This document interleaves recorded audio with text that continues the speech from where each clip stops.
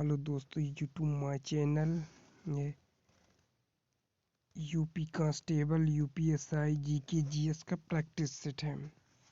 तो question number 1 है, महाभारत को इस नाम से भी जाना जाता था। फर्स्ट है बृहत कथा, सेकंड है राजस्तरंगिनी, थर्ड है जया संहिता और फोर्थ है पुराण। तो इसका आंसर थर्ड है। महाभारत प्राचीन काल भारत के प्रमुख संस्कृत महाकाव्यों में से एक है। महाभारत कुरुक्षेत्र युद्ध और कौरवों और पांडव राजकुमारों के भाग्य का एक महाकाव्य है। इसमें दार्शनिक और भक्ति सामग्री भी है। महाभारत सबसे लंबी महाकाव्य कविता है जिसे जाना जाता है और इसे अब तक लिखी गई सबसे लंबी कविता के रूप में वर्णित किया गया। क्वेश्चन नंबर सेकंड है, निम्नलिखित में से किस आंदोलन के साथ करो या मरो का नारा जुड़ा हुआ है? फर्स्ट है स्वदेशी आंदोलन, सेकंड है असहयोग आंदोलन, थर्ड है सविनय अवज्ञा आंदोलन और फोर्थ है भारत छोड़ो आंदोलन। तो भारत छोड़ो आंदोलन था। व्याख्या है, 1942 में महात्मा गांधी ने भारत छोड़ो आंदोलन का आयोजन किया और करो या मरो का नारा दिया। 1942 में महात्मा गांधी ने भारत छोड़ो आंदोलन का आयोजन किया और करो या मरो का नारा दिया। यहाँ टाइपिंग तो मिस नहीं है।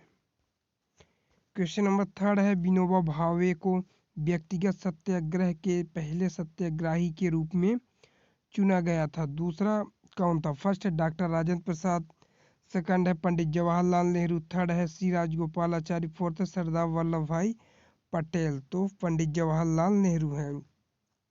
चुने गए पहले सत्याग्रही आचार्य विनोबा भावे थे, जिन्हें युद्ध के खिलाफ बोलने पर जेल भेज दिया गया था। दूसरे सत्याग्रही पंडित जवाहरलाल नेहरू थे।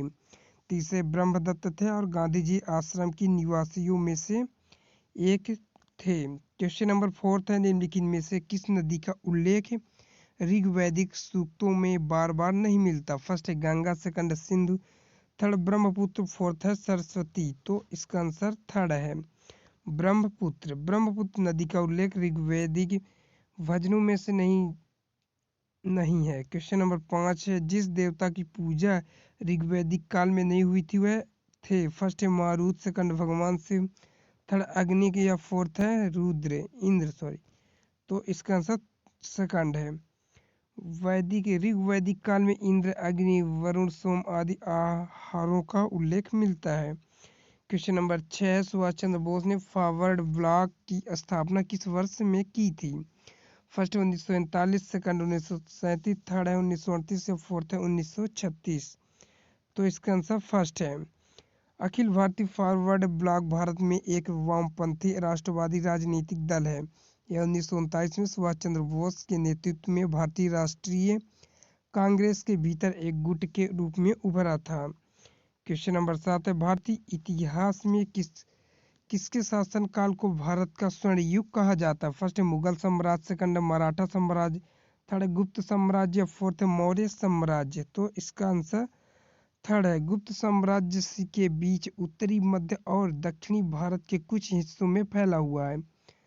320 और 550 सी गुप्त साम्राज्य के समय को विज्ञान, गणित, भूगोल विज्ञान, धर्म और दर्शन में भारत के स्वर्ण युग के रूप में जाना जाता है।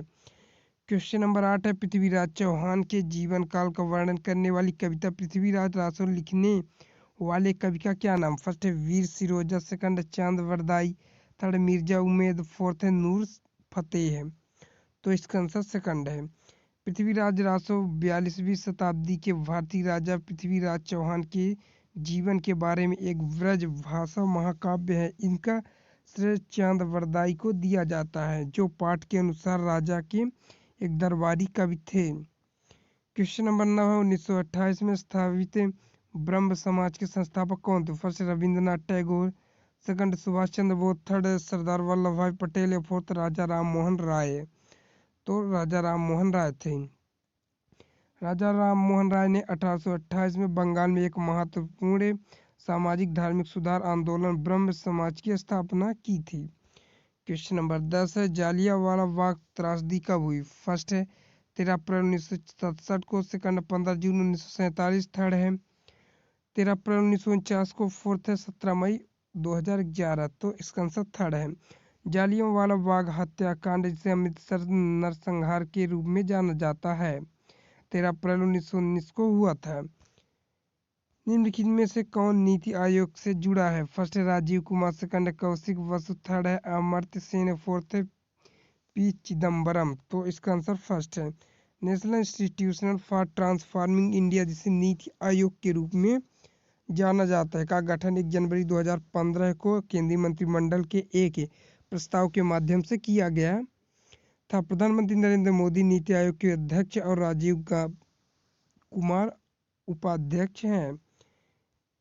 ब्रिटिश संसद का संसद बनने वाला प्रथम भारतीय कौन है? फर्स्ट है बदरुद्दीन तैयब जी, सेकंड है WC बनर्जी, थर्ड है DN छुट्टी, फोर्थ है दादा भाई नौरोजी, तो इसका आंसर फोर्थ है दादा भाई नौरोजी है।